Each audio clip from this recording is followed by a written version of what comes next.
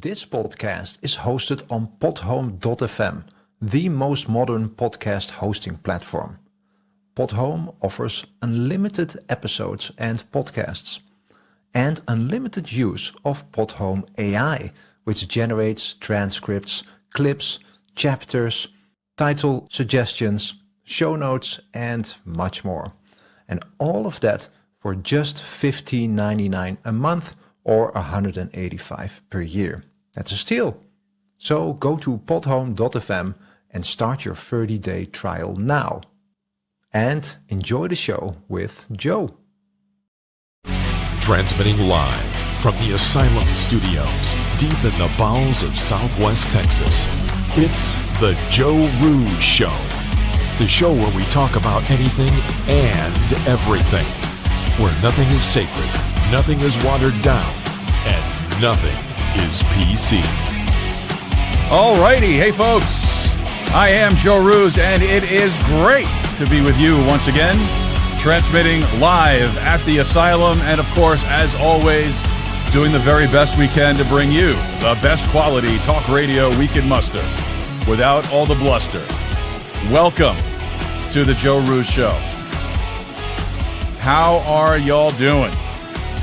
It is a beautiful, beautiful day here in Eagle Pass, Texas, and we are excited to finally bring you our special guest for today's show. This is something we tried to do this. I don't know if you guys remember this.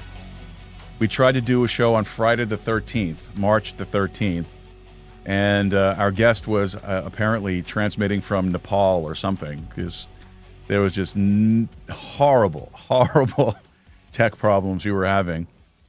And then we tried to reschedule that, and then something came up. We weren't able to do it there, and then we were supposed to do something again, and it didn't happen. But I got her. She's here. She's waiting. She's in the backstage area, ready to go, and we are finally going to bring you this incredible guest. So make sure that you stick around for that. Now, imagine this.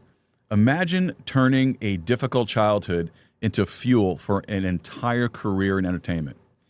Our guest tonight has done a little bit of everything: stand-up comedy, radio, podcasting, modeling, acting, motivational speaking, and even launching her own fragrance brand.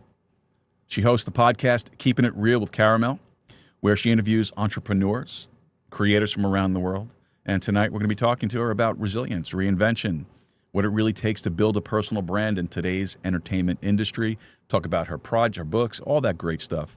And Caramel Lucas will join us next. But, of course, before we get into that, let's take care of some of the housekeeping stuff. Folks, please head over to our website, joerooz.com. That's joerooz.com. And when you get over there, look for that contact section. It's up in the pancake in the upper right corner of your screen. Open that thing up. There's a web form. Fill out the web form. Send us over any questions, comments, cares, concerns that you might have. Maybe you have a complaint. You shouldn't, but maybe you do. Maybe you have a suggestion for a guest or a subject you'd like us to try to cover on the show here. That's the best place to reach us. You can do that very, very easily using the web form. But if you're anything like me, you hate the stupid web forms because of that ridiculous CAPTCHA crap that they throw at you. You know, match the puzzle piece or find the crosswalks, the buses 19 times. You can email me directly at info@joerooz.com. That's info@joerooz.com. Also, great idea is you can leave a comment down below on Rumble, on YouTube. All the comment sections should be open and available to you, so please make use of them. We would really love to hear from you guys. Also, please don't forget that this is a live show, weeknight, 7 p.m. Central Time, 8 p.m. Eastern. We also have our every other Saturday show, starting once again with April 25th, where we bring back our resident crypto psychic, Marissa Lee, where we talk about things all related to cryptocurrencies and all what's going on in the world today. Very, very important. You know, crypto is moving, and she brings you some great insight on that. So make sure you check that out. And then, of course, we have our Sunday show, our Sunday Bible study show, every Sunday afternoon at 2 p.m. Central Time. We've been going through the book of Revelation. Last week we did Revelation chapter 6. This week we're getting into a parenthetical chapter, Revelation chapter 7. Really important stuff, so make sure you check that out. Also, also very important to like, subscribe, and share the show with your friends, your family, and your followers. Why? Because it messes with the algorithm. That's the whole thing. The algorithm's key. You got to get found, and the best way to get found is by sharing the show. So please do that. Especially, look, if you have somebody that you really want to piss off, send them a link to my show. It'll work. Trust me. Plus, I get the boost. That's great. So it works out for everybody. So please remember, like, subscribe, and share the show with your friends, your family, and your followers. All right. Now, with all of that great stuff said, tonight's connection is brought to you by Creative Edge. Creative Edge, publicity at its finest for all creatives, your brand, your future.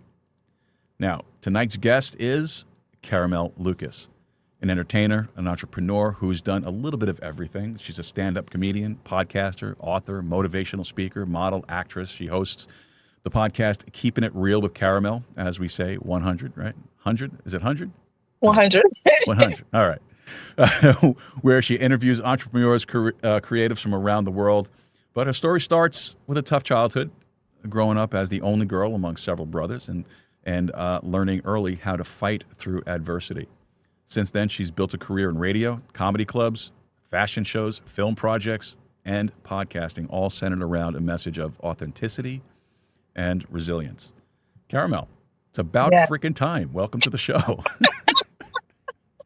I know, like, we had, like, problems after problems. That's crazy, right? But I'm here now, so it doesn't matter. That's right. Oh, whatever the universe was trying to do to disrupt everything that we were going to work on here has failed, because here we are. We are hanging out here together. And we got some really interesting stuff to talk about today. We really do. I'm ready.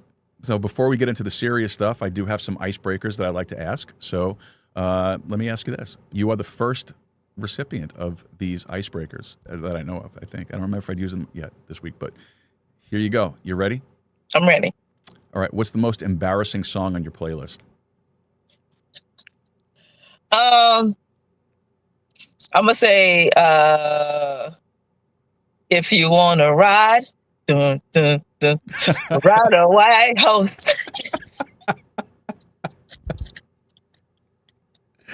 Okay, that's good. I like that. That's good. Mine's worse, I'm sure. Oh my God, what is yours? The Macarena. Oh my God. I'm kidding. I hate that song. I had to think of something worse than that one. So that was Oh my God, yeah. Like, because back in the day, that's all you used to play, right? Yeah, true. Very, very, very, very true. Exactly.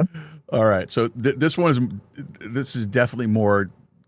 Well, the next two are really definitely more geared towards you and your personality. Because, again, in between all this stuff, we got a chance to talk a little bit. I got to know you a little bit better. Yeah. So these two are definitely, I think, geared more towards you specifically. Okay. All right. So nobody else is going to get these. This is just you. All right. Okay. If your personality had a warning label, what would it say?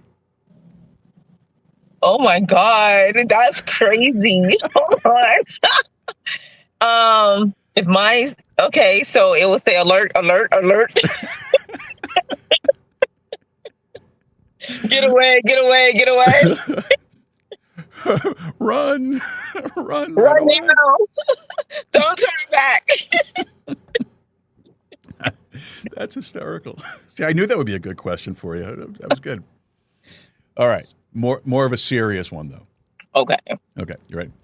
Yeah. What is your version of a perfect low-key evening? So my version of a perfect low-key evening is just binge watching TV for me. I love watching TV and just having dinner in bed or something and then watching some type of episode, watching some type of episode and just chilling with the person that you want to be with, or just for me, just chilling with myself. I watch, little episodes all the time, so I think that's pretty much chilled for me. So what are you currently binge watching? Okay, so don't laugh. I've been watching SWAT. So I love I like crime shows and cop shows. So I've been watching SWAT, and SWAT is I'm so into SWAT right now. It's crazy. I'm up to 4 episodes already. So I'm just starting to watch it. So I love it. I love SWAT. Okay. Yeah. Okay. All right. Fair enough. I'm actually binge watching something myself, and people make fun of me when I tell them what it is that I'm binge watching. So What are you watching? but I grew up. I am a Trekkie. I am a Star Trek person. I love that stuff. So I am currently binge watching the original series. I'm into season 2 already. Oh, wow. And then when I finish season 3, I'm going to binge watch the original cast movies. I don't like the new stuff. The new stuff is too for me. Okay. So Okay. so I'm binge watching that, and I realized I really I like Captain Kirk's swagger. I like that. I think I'm gonna try to. You like his swagger, yeah. I think I'm gonna bring that to my regular job. I'm gonna start walking around the building like I'm the captain. I love that. I love that. We'll see what I people say. think, yeah, I love that. But the reason why I'm watching SWAT because the one of the females, she's such a badass. So excuse me if I can't say anything, but she's a badass, and I love that. You know what I mean? I love everybody that's on SWAT. It's just like really good. Like you get to solve some crimes and stuff. I love stuff like that. Okay, well that's good though. Look, I like shows like that too. I just don't watch them often. I don't really watch TV often, to be honest with you. And when I say that I'm binge watching something, 90% of the time I am not sitting there watching it. 90% of the time I have it on in the background, like background noise. Yeah. While I'm cooking, while I'm cleaning, while I'm washing clothes or folding clothes or playing with the dogs or something like that. When I say binge watching, that's what it is. It's just on autoplay. Oh, And it okay. just keeps going and going and going. Yeah. I get it. So if I actually catch a full episode of whatever it is that I'm watching, it's rare. Like last night, was it last night? I think it was last night. I was watching Godzilla on Netflix, the new one, the Godzilla minus. Oh yes, I minus love color. that. Yes, Right. it's So really good. I watched the one in black and white. I like that. It was great. I love those kind of movies. Those things are my thing. And I'll sit there. I'll watch the same movie. Well, again, playing in the background. In the background, yes. It'll be on constantly in a loop. And then before I know it, I'm speaking Japanese around the house. So, because I won't watch it in English. Okay. Because I think the people they use to overdub the voices are ridiculous. They're horrible. Okay. So I'd rather listen to it in the original language, and I'll pick up the emotion from that and the scene without sounding like some, Did you see There's that? nothing wrong with that. Did you see that? Did you see what's going on there? Oh my God, it's a monster. I'd rather hear the Japanese. I'm definitely like a Family Guy person too, because I watch Family Guy a lot. Oh, Family Guy's hysterical. I love it, every bit of it. It is hysterical. I do watch it from time to time. Yeah, I will confess. I'll confess that one. But it's a rip, man. It's a lot of fun. I used to watch The Simpsons a lot, but you know what I really, really want to watch that I have not watched in a very, very long time? But you have to be in the right mindset, if you know what I mean, to watch this. What is it? The original Ren and Stimpy. I don't like them at all. What? Me personally don't like them. I would rather watch South Park. Well, than South watch Park. them. Oh yeah, of course. But South Park is great. But I don't even like them. I don't even think they're funny. No, well, you got to be in the right mindset to watch it. I'm just saying, like, what? What are you talking about? Like, My favorite episode is the rubber nipple salesman. oh, see, I don't even watch them, so I don't even know what that is. You're going to have to go on YouTube and you're going to have to look for it. Rubber nipple salesman, Ren and Stimpy, classic hysterical episode. My friends and I we got ourselves into that right mindset when these shows were brand new, and we sat there in my grandmother's basement watching this thing in that mindset. And it tripped us out so bad that we, I think it scarred us, because even today, every now and then, we'll give each other a call or shoot somebody a text and we'll quote something from the episode. Just Oh my God! it's like another level of PTSD. It's RSTD. No, let's change that. Because our STD, no STDs involved. No STD, no. Yeah, I just realized that. Yeah. So, Stampy. Okay, Oh my Ren. God! Okay, Ren. So, For people hearing your name for the very first time, tell us who Caramel Lucas is. Oh, wow. So Caramel Lucas. So you describe myself. I am very like spiritual, very motivated, very inspirational. I like to help people. I'm a type of person that like to be funny all the time, of course. You have to laugh. I love to laugh, yes. I love seeing other people laugh. That makes my day. I think that I am who I am. I'm just what you see every day. I don't sugarcoat anything. I am exactly, you see me today, you'll see me tomorrow the same way all the time. So that's who Caramel is. And I just love people, period. All right. So you should save that and use it for a dating site. I know. And I'm looking for someone that's going to love me for me. With the long walks on the beach and, the favorite long book. walks on the beach, nice picnics, just a little romantic stuff, Yeah, it's all good for me. Absolutely. I speak of dating. I tried when my divorce first, came about. I tried one of those dating apps. I tried the Tinders and all that crap. And the problem for me is that where I live, because there really isn't much of a pool to draw from, and I kept on getting matched with 70-year-old. Oh, wow. 70-year-old women from Mexico, because I live right on the border with Mexico. So that's all I would get. And I'm like, look, I may be an older guy, but I am not. 70's pushing it. All right. 70 is pushing it. Just a little tiny bit. And I don't want to hear, well, the wrapper may be wrinkled, but the candy's still sweet. No, not at 70 years old. 70 years old, you're blowing cobwebs.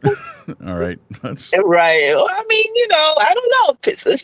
Look, you look at social media, it's some 70 years olds that looks good. Now, don't play that, because some of them look really, really good. If you saw what was being filtered my way, which is hysterical, because I specifically put an age range, and I specifically put what I was looking, and it still gave me 70-year-olds in Mexico, and I'm like, they probably say you need a 70-year-old. They say you need an older woman. Not these, no.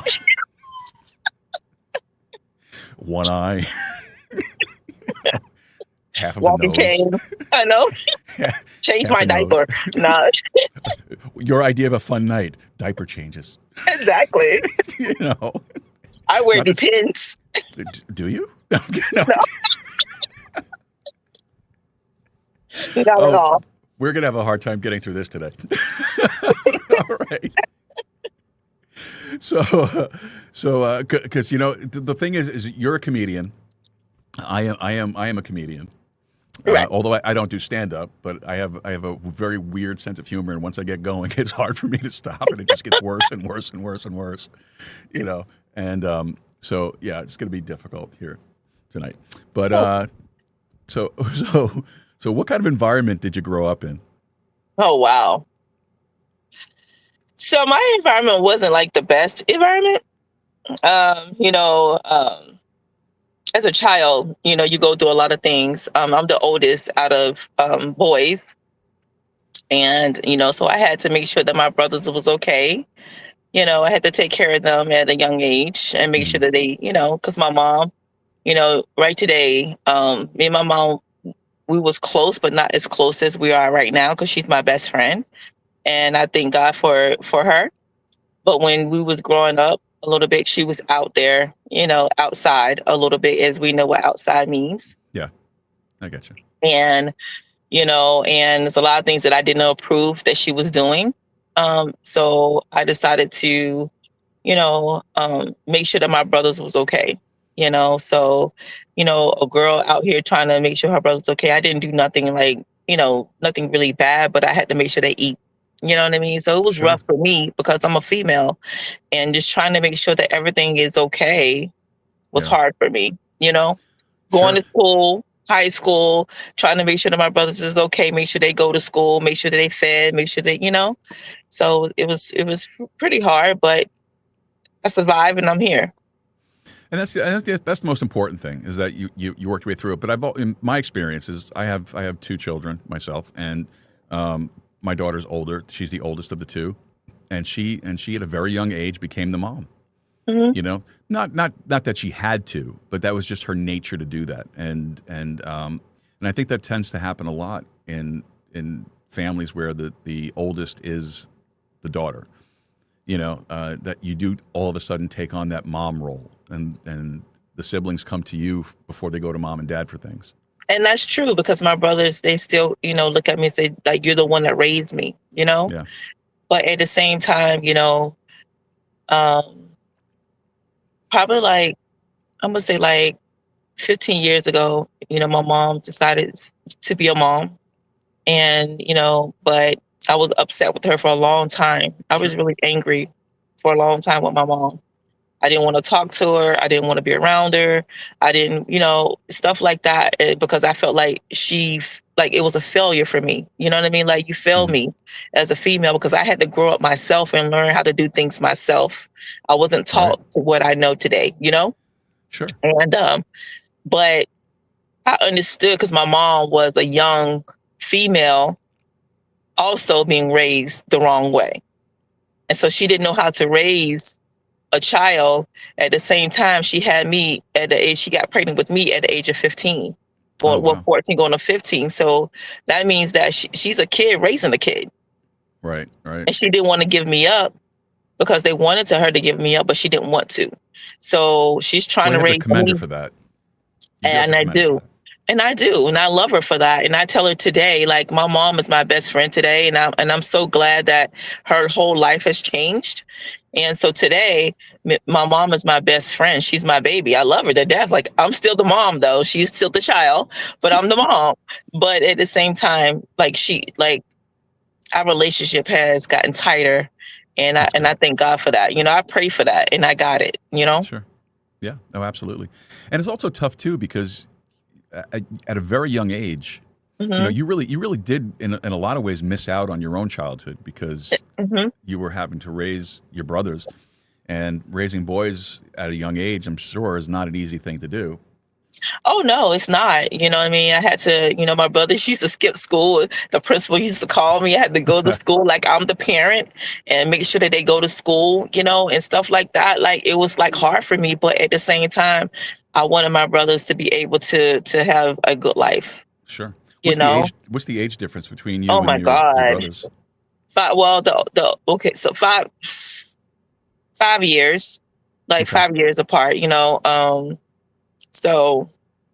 And then when when I say my brothers, I'm also concluding my first cousins as well. It's because I raised them with me as well, because Okay. they all was together. So we all call each other brothers and sisters. Biology, I have 2 brothers, but all together I have 6. These are the 6 boys that I raised for me to be the I age gotcha. of raising all of them. And they still call me like mom, or that's my sis. I love you. You know what I'm saying? I was Yeah. adopted at the age of 14.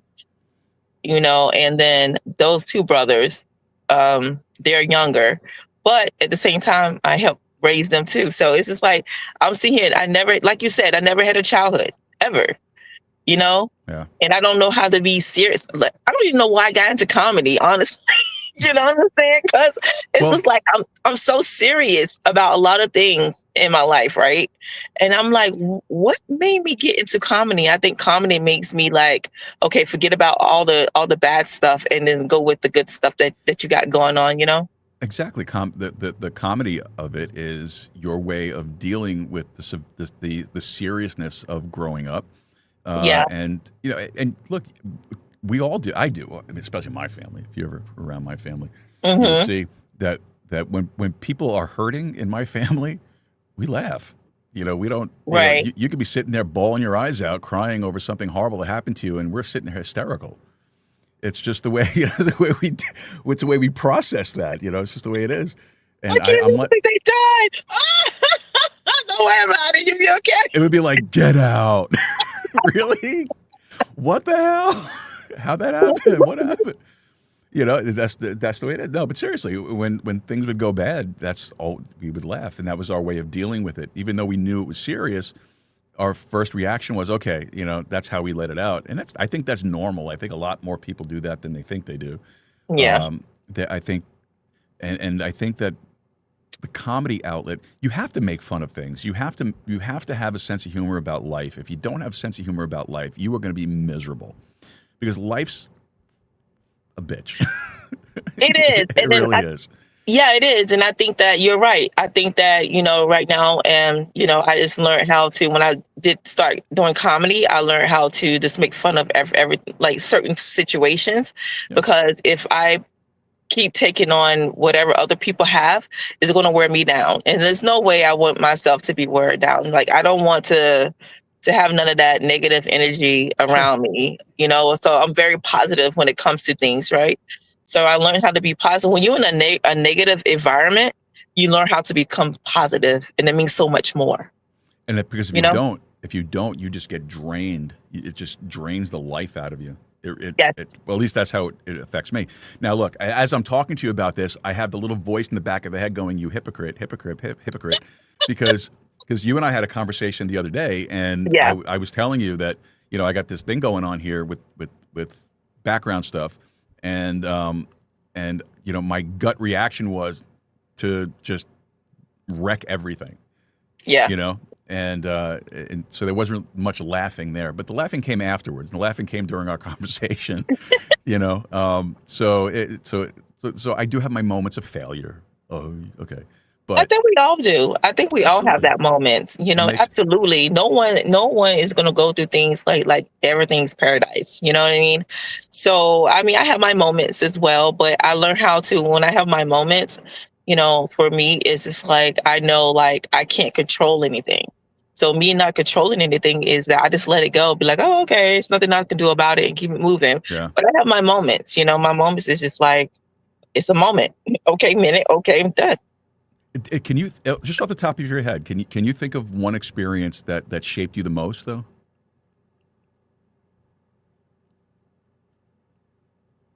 Oh my God! Look at you. This is where I need the Jeopardy music in the background. Let me see. One moment.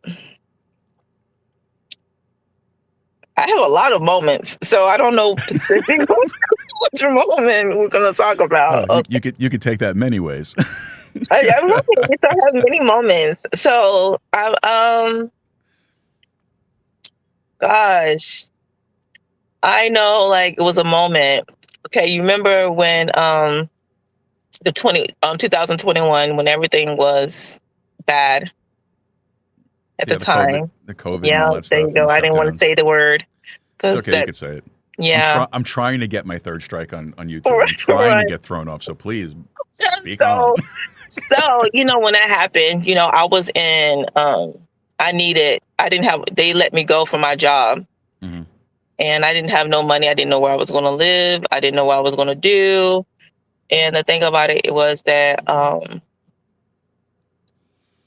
don't know. It's just like for me, I didn't know what, because I thought I was going to go crazy. I thought that this was the end for me. I thought that I was going to be like, forget it. I can't do this no more. Like, I'm not going to be able to pay rent. I'm not going to be able to do this. I'm going to get kicked out. My car is going to be gone. And so many things that was happening at that time. But for me, you see, there's the laughter coming through, you see. But for me, what happened is that something came through, and actually the VA helped me out. The Wounded Warriors, they helped me out, because I cried out to them, because I was crying out to everybody. Can you help me? Help me, help me, help me, help me, please help me. And then they helped me pay for my first month rent on a new house. Oh, outstanding. And then, go ahead. I must have missed this in your bio. When did you serve? When did you find time? I didn't serve. My adopted dad served. Oh, okay. Gotcha. So I'm a child of, I'm a military brat. Okay. I was like, but everything that you just, how did you find time to do that? I'm a military brat. So to think about it, he was in the military. Okay. He worked for the government. So, I let him know, and they helped me out. I try to reach out to so many people, the churches. I try to reach out to churches and stuff like that. No one helped me, but they did, because I am with American Legion, the military kind of thing, what I'm saying? Yeah. So they helped me out. And then that was like, now I was like, Okay, so you call out for me now. Okay, so I'm gonna say this, and I don't want nobody to take this any type of way. But what I believe in, if you are a church or any type of community that want to help people, and people are in need, desperately in need, because they're gonna lose something. It's a lot of people out here that needs help, but a lot of times people don't reach out like they're supposed to and help other people. I don't like that, like for real, like, and that's what honestly made me stop going to church. Mm-hmm. Because I felt like if you're going to be that helping hand, it's not about giving money all the time. It's about helping others. Yeah, I understand. You know, and I don't like that. Like, there's so many people out here that needs help. Like, where's the help? Yeah, no, you're right. I agree with you. You know, it used to be back in the days where the church was the first place people would go for support. Now everybody runs to the government for support and help. And all Exactly. Isn't that sad though? Like, it is very sad. Absolutely. And because of the way things are structured now, you know, and this is not an excuse for churches. I think churches should do whatever they possibly can to help people in their community. But I think the way a lot of things are structured now, especially with compliance and government involvement in everything, they have to be careful. You know, where they invest and where they put money and where they look to help people. I don't agree with it. I think that's wrong. I think that's the wrong attitude to have. I think you should just, if somebody comes to you in need and you have the ability to do that, that's what you should do. I mean, that's a scriptural thing. That's a biblical thing. You know, in the Gospels, you know, the Lord told a parable. He said, you know, when somebody comes to you, don't tell them to come back tomorrow. Exactly. You know, I totally you help agree. them right there. If you can, you help them right there. I mean, food or something. You can get someone something, like something, give them something, you know, so they can, you know, give them like a resort, so like some type of something, just give them something. Exactly. And just as an off to that, you know, I understand where you're coming from as far as, you know, you kind of step away from church because you get disappointed. Because I'll be honest with you, I've done that. I've stepped away a little bit for a little while because of some perceived failures on my part. They're like, people knew certain circumstances that were going on, and they could have very easily let me know about it, but nobody did. And I got bitter with that. I got angry about that, and I stepped away. But then, you know, I kind of got knocked in the head, and I realized something that, you know, it's people will always let you down. People will always disappoint you. People will always let you down. God won't. He'll teach you. He'll teach you through things. So, you know, why am I going to separate myself from going and hearing some preaching, some teaching, and learning and drawing closer to God just because these morons didn't act properly, you know? Right.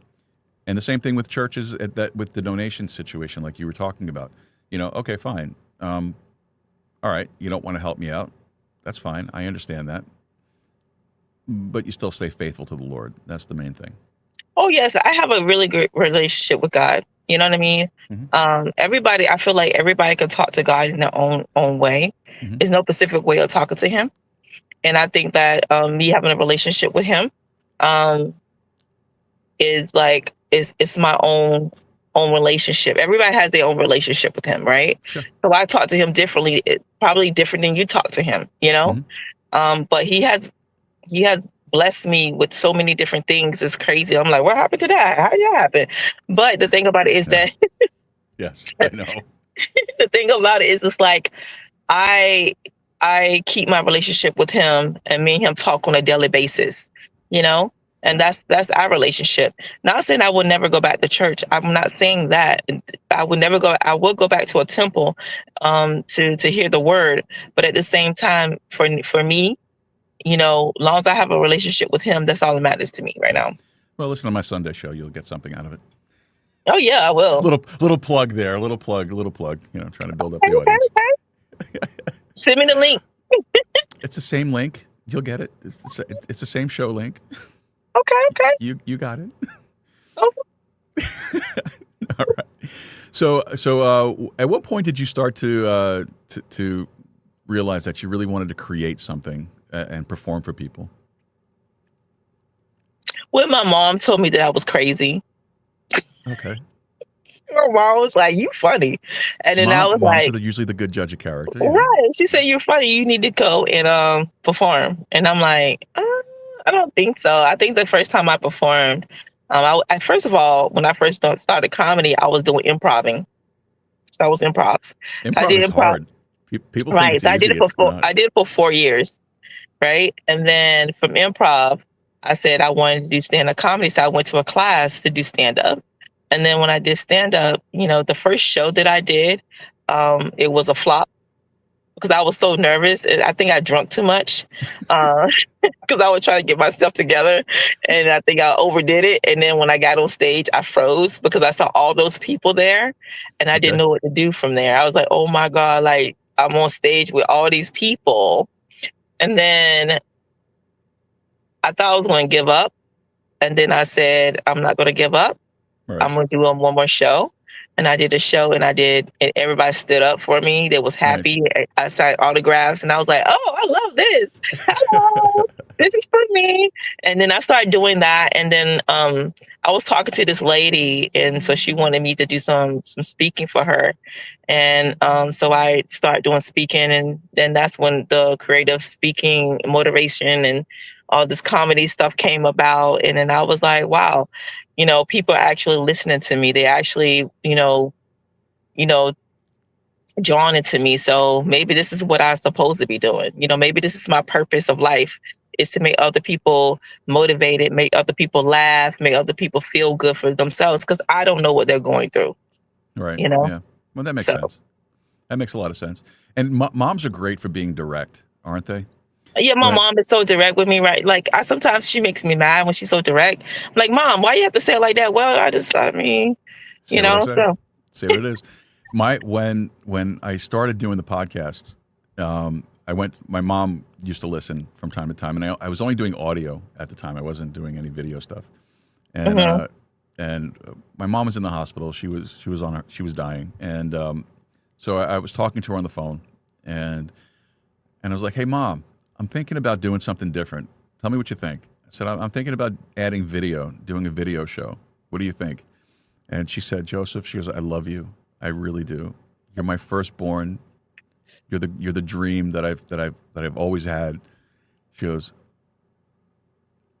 "But you have a face for radio. Right. Stick with the radio." I was, Mom. really? Okay.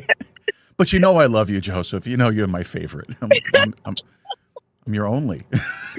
Right. Look, but you know what? When I had a sister, but only yeah, son. So when I started doing podcasts, I didn't know if I really wanted to do it because I was like, I don't know if I want to do podcasts. I was like, I don't think I have the voice for it. I used to do radio back in the day, and the late night show from 12 to 2 o'clock in the morning.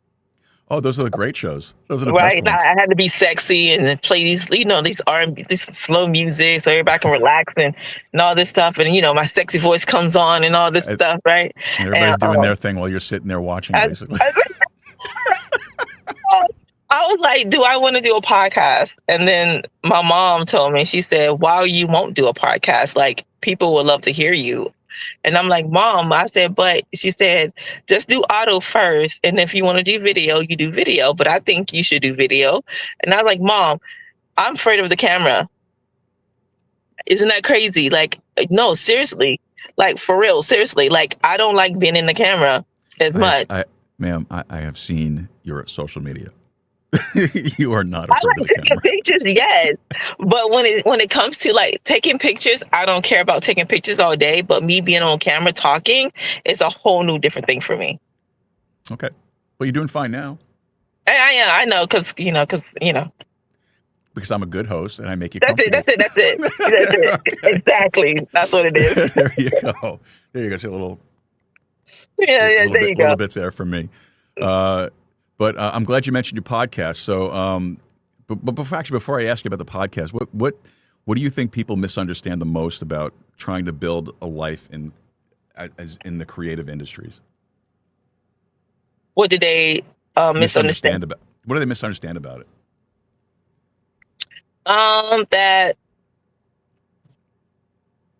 you're not going to get famous overnight. Let me tell you that for one. that you misunderstand that that you're going to get famous. You're not going to get famous. It's going to take a lot of time and a lot of hard work for you to get famous or be well known or whatever. That's why they call it a grind, right? Exactly. So you have to grind. I'm telling you, it's going to be like 10 years before you make it to where sometimes people are lucky. Hey, they're lucky, but at the end of the day, if you love what you're doing, keep doing it. But at the same time, don't give up. But a lot of people think that they're going to get, oh, I'm going to get famous overnight, or I'm going to get famous. I keep doing this or keep posting, It's not going to happen that way. Yeah. No, you're right. You're absolutely right. You know, I'm still very disappointed. I have not yet gotten my Joe Rogan contract. See, there you go. So I'm very there you go. There you go. So that's what I'm saying. We're going to have our disappointments. We're going to have our, we're going to be very disappointed. A lot of people are not going to like what you say or like what you do or like whatever you got going on. But that's okay. At least you're going to reach one person. Should be okay. Yeah. That's how I see it. I mean, things are getting so tight around here. I'm thinking about starting an OnlyFans. Okay. You know what?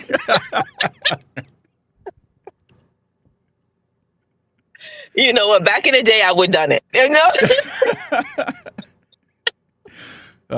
in the day, I would have. The problem is though, for me, even if I tried to do it, I would not earn a penny. I wouldn't get anything. So, oh man. But let me ask you about your podcast. Tell us about your show, what it's all about, who it's directed to. My show is about basically it's direct to entrepreneurs or people that's been through a lot of things in the past.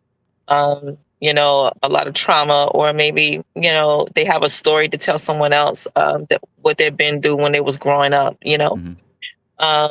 And to how they became successful. The empowerment of being successful, the inspiration of why you decided to.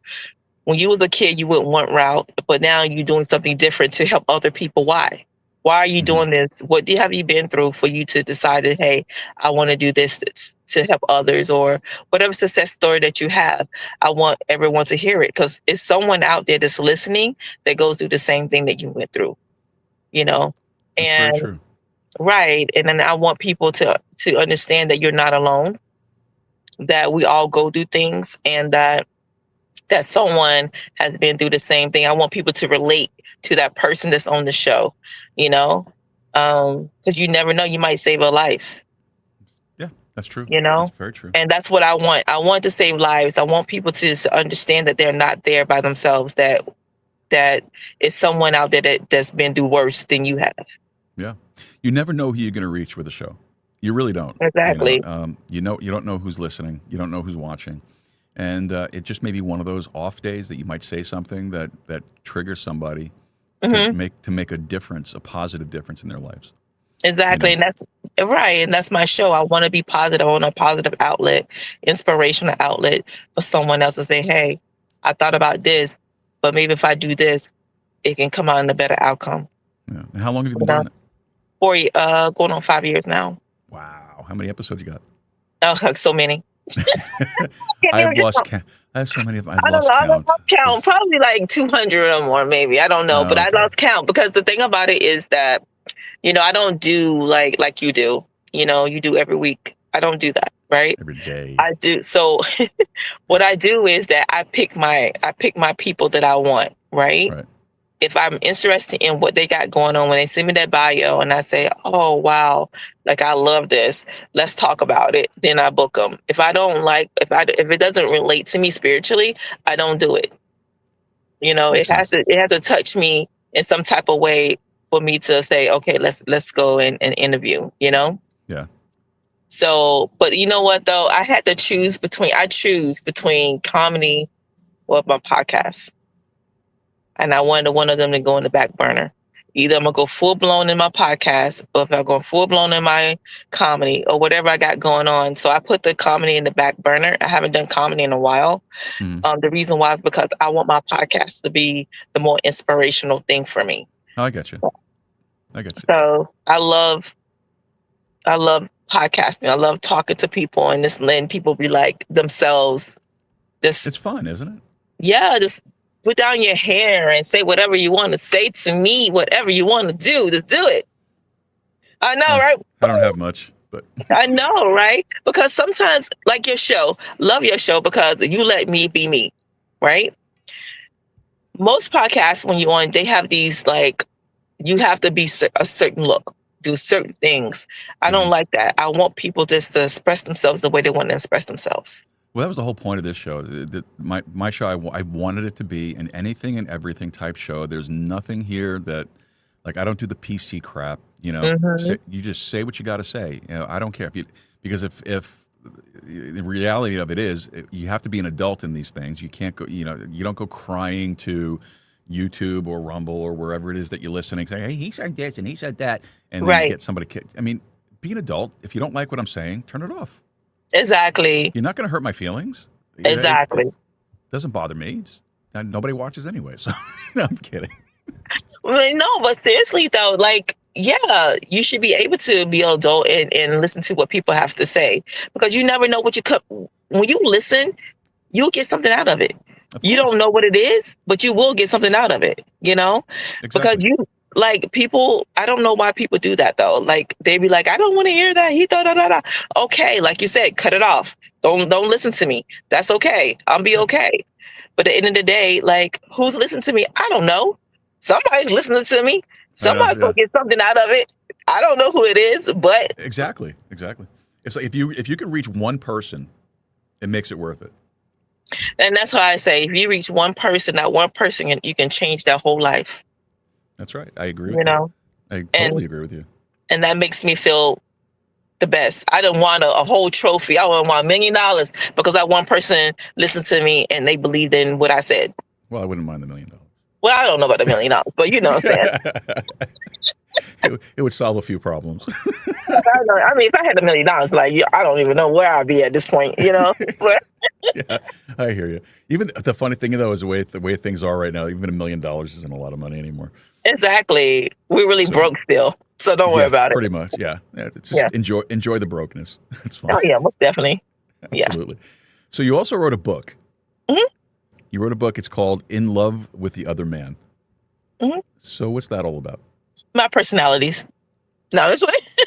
Your personalities. Please note to that. No, seriously. You know what? One day I was sitting down and I was like, I'm going to write a book. Okay. And then my book was like, what am I going to write about? And then I was like, just writing. And then I'm like, oh my God, I done got this girl in love with this other guy. And you know what I mean? So. Oh, so this isn't a memoir. This is a fictional story. Right. Oh, okay. Hello. No, I thought this was like a biography or something. No, not at all. But, you know, and then it's just about like what I've been around, what I've seen, what they've, like, you know, I know this girl named Keisha, you know, she's a boss bitch. You know what I'm saying? She do what she do. You know, I know this lady named Denise. Her name ain't really Denise, but you know how it is. Her name is Denise. You know, she wants kids. She can't have kids. Mm-hmm. You know, a lot of women's going through that. And I try to relate to what women are going through. You know what I mean? Yeah. I have was a girl. She's a hoe. She to everybody. She's outside constantly. So, you know what I mean? She's young though. You know, with a kid, don't know how to raise the kid. Let the mom raise him. That's what most people do, right? But at the end of the day, someone can relate to that. You know, we when I was growing up, we didn't call them hoes. You know what we called them? What? Doorknobs. Okay, so like, Why? So can you keep opening up the door? Can you keep opening up the knob? No, because everybody gets a turn. Oh, see. Oh my God. Terrible, right? That is terrible. So yeah. Look, I'm turning red. That is terrible. That's why I use red lights. It's when I turn red and embarrass myself. You can't really tell too much. Oh my God. Oh, doorknob. That's a doorknob. Mm-hmm. You be your friends talking to your friends like, yeah, Susie, she a doorknob. Yep. That makes any sense? Who are you hanging out with tonight? The doorknob? Oh, see, that's not. Who you hanging out with tonight? The hoe. It's better than saying that. Sounds better. So, but yeah, so I decided to write the book and just to relate to other people, you know. My mom said, definitely going to get an E rating on Apple Podcasts. You're not going to be able to listen to this without having to sign in. My mom said that. My mom said that. She said it's my personality. She said these are all your personalities, huh? I was like, no, Mom. Why would you say that? You know, I'm not a hoe. I'm not a hoe. What do you mean? What are you talking about? I just get it. No, I'm just playing.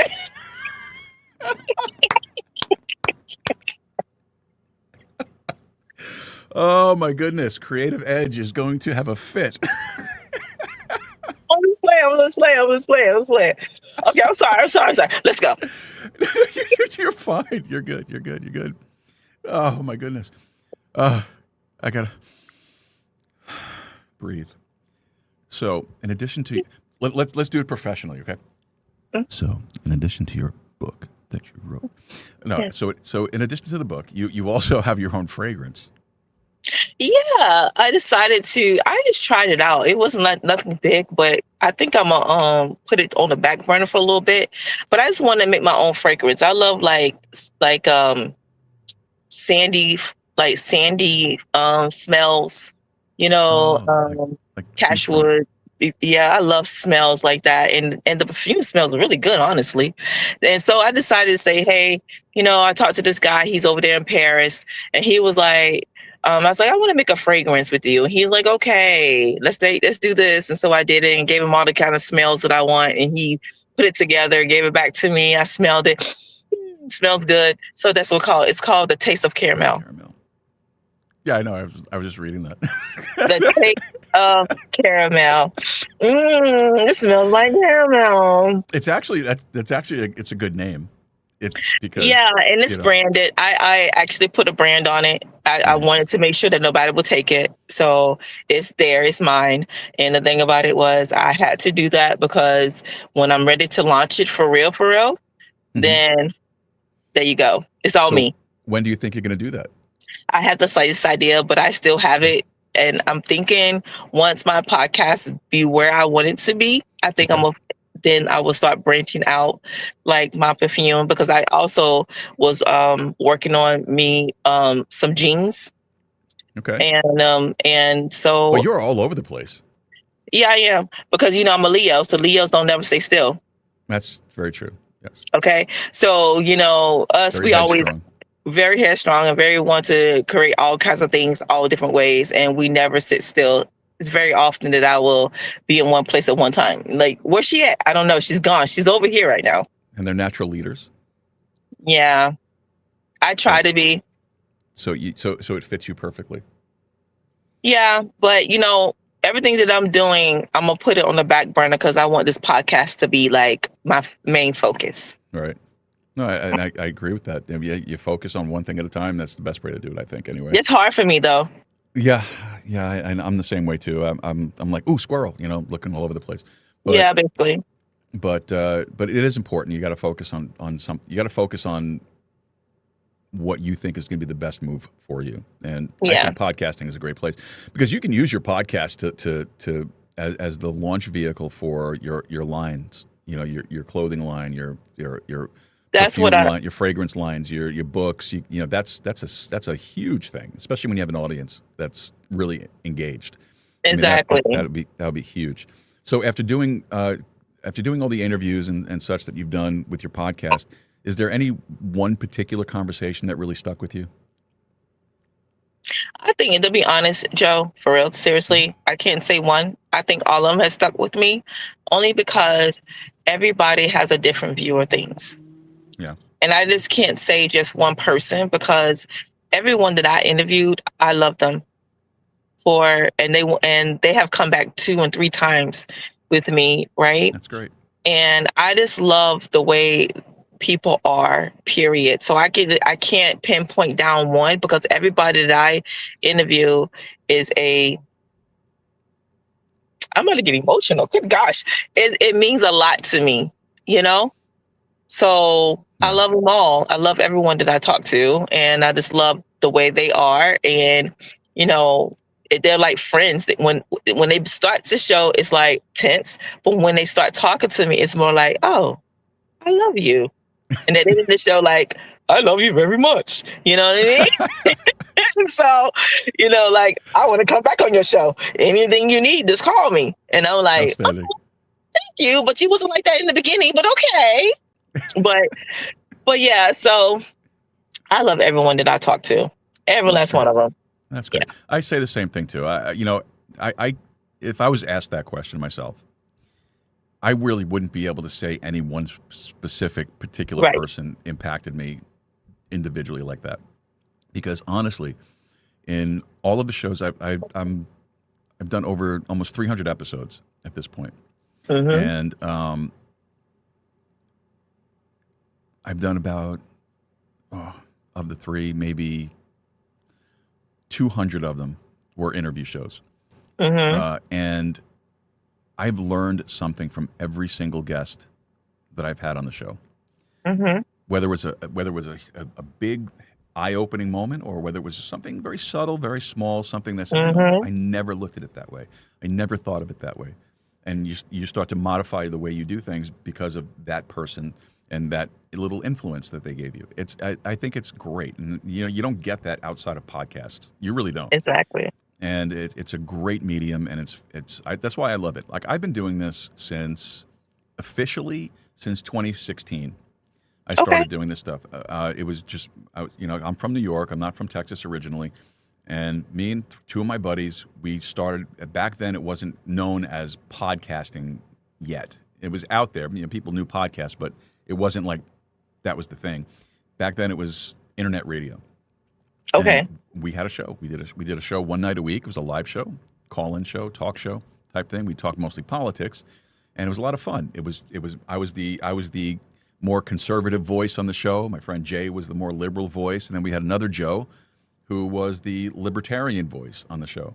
The other Joe didn't really say much. Just when Jay and I would argue, then he would come over and say, "All right, boys, that's enough."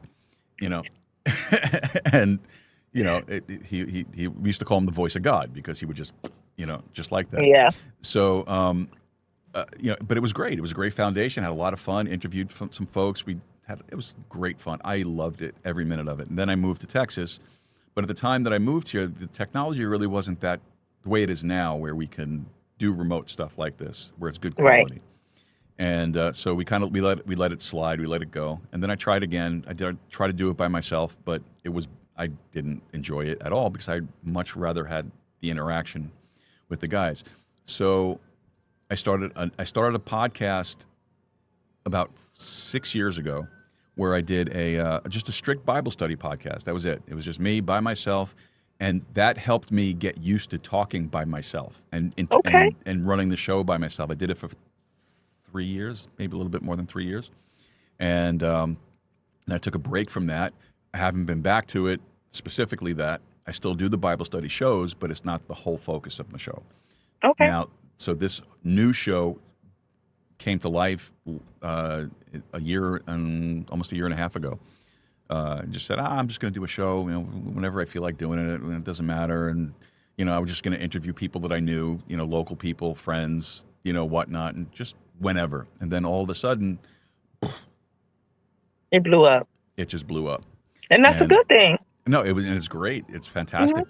Then of course I got involved with things like Podmatch, and something's going on out there. And, I don't know if you can hear the sirens going, but they're out there. So it's probably my dog's doing something. I don't know. But no, they're in the other room. So, it was really, I got involved with Podmatch, and I got connected with them. I've done almost 100 interviews with people from Podmatch, and then other services that I got hooked up with. And before I knew it, it was just a ton. And I was booked every single day. And there was no break. And it just got rough. It just got rough. And I'm still there. I'm still doing shows almost every single day. And I commend you for that. I totally do, because I couldn't do it.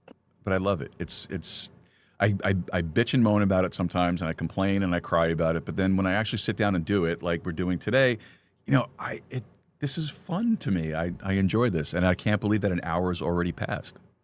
I know, right? It's amazing. It just flies by.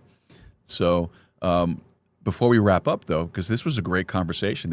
I love this. I kind of knew we were going to have a good conversation, based on the previous conversations we've had off the show. So I knew we were going to do this. I didn't even get to half of really what I had for you. I just wanted to just let you talk and just go, because you have You have such an amazing and magnetic personality. I just wanted to let you go and just have the platform. So I really appreciate you coming on the show today and taking the time away from everything else that you have going on, Ms. Busy. But before we wrap the whole thing up, who is somebody that you respect right now, and what are they doing that inspires you?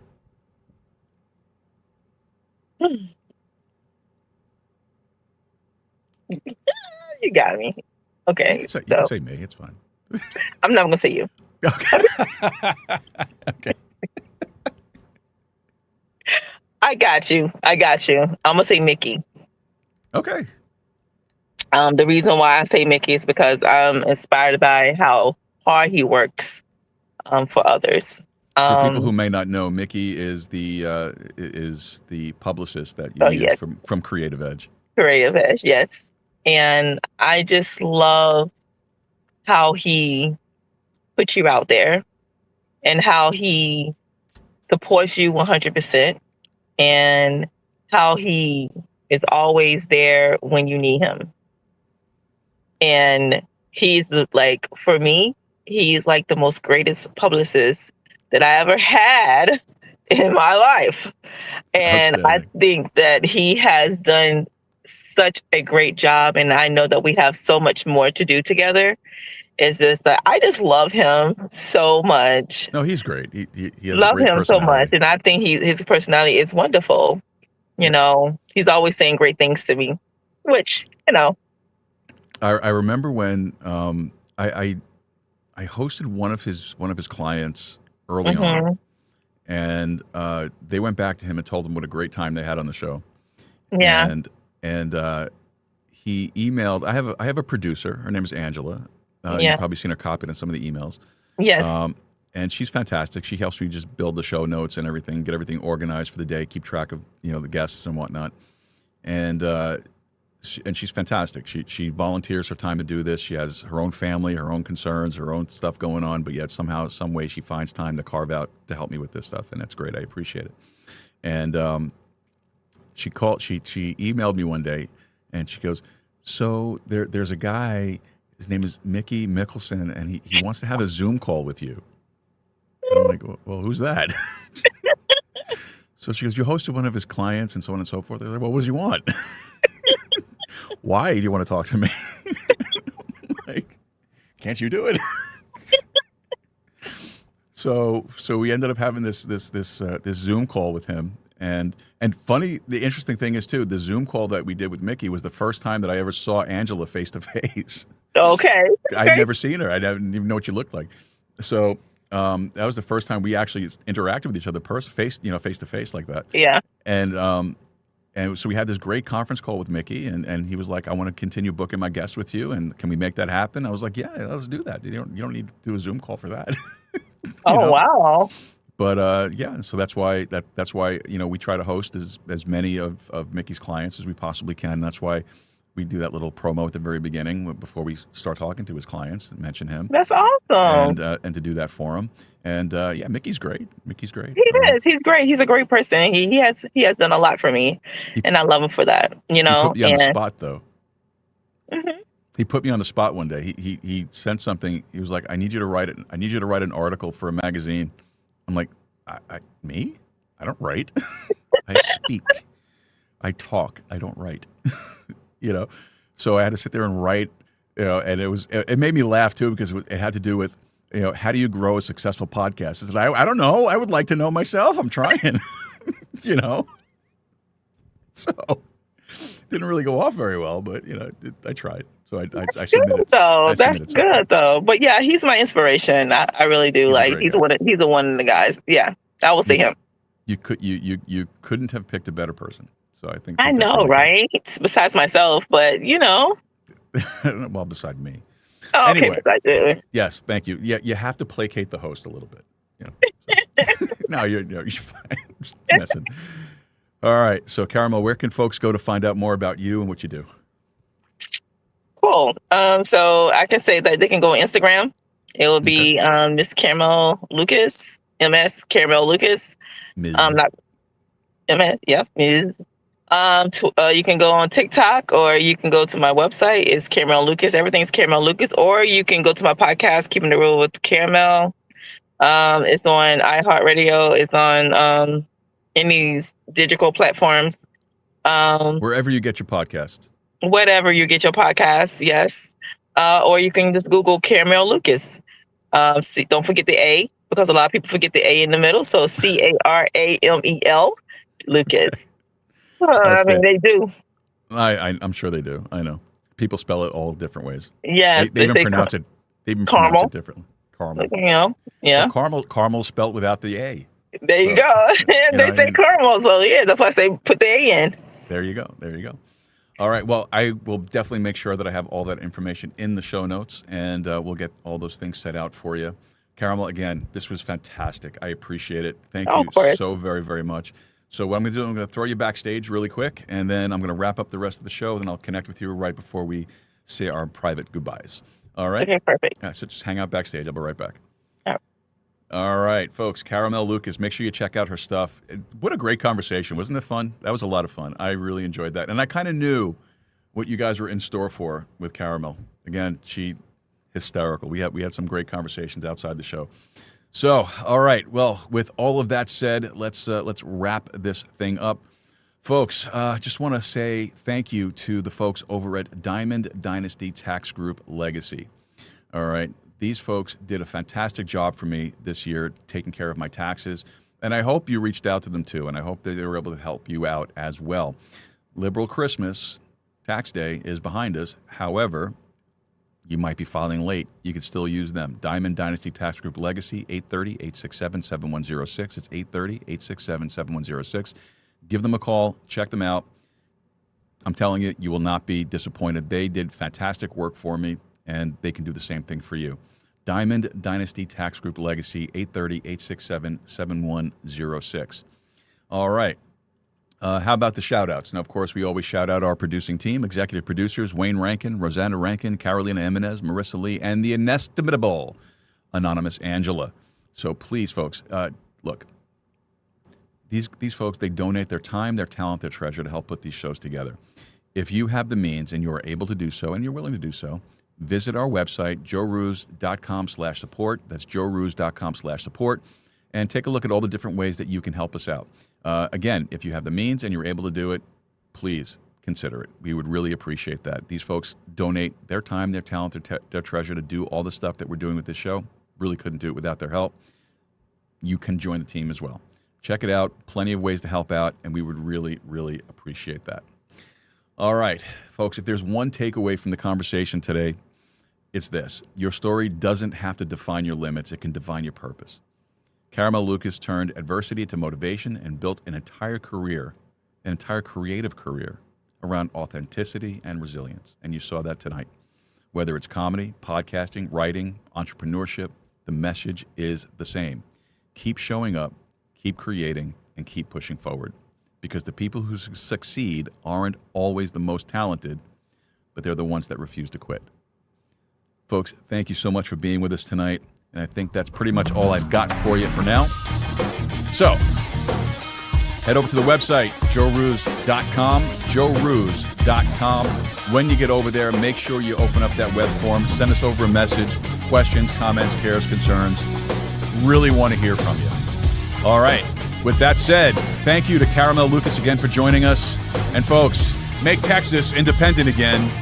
Go podcasting, keep a steady stride, and more importantly, keep talking. We will see you tomorrow night. Good night, folks.